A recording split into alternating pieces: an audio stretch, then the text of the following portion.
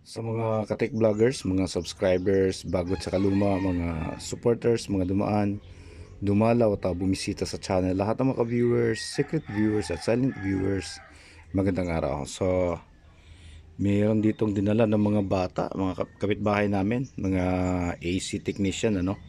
At problema nila dito sa aircon, ayaw tumakbo yung fan, tsaka yung compressor ay lumalabas error 5.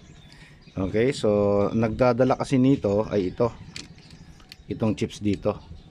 Ito yung nagpapatakbo ng compressor tsaka yung fan. Ayan. Okay, so sinilip natin dito, wala naman tayong makita. So ito yung tinatry kong buksan. Okay, baka may problema. At nung mabuksan ko to, ito na nakita na natin. Ayan. Yan pala yung dahilan niya. Ayan, oh. Okay, mga langgam.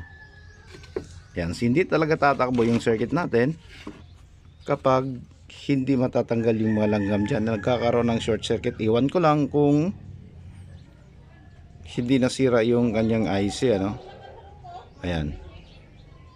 So ito yung dahilan kung bakit nag-i-error yung circuit at ayaw tumakbo yung compressor tsaka fan.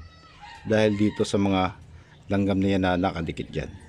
Ayan, okay. So bibigyan ko na lang kayo ng update kung ano yung mangyayari pagkatapos natin linisin to.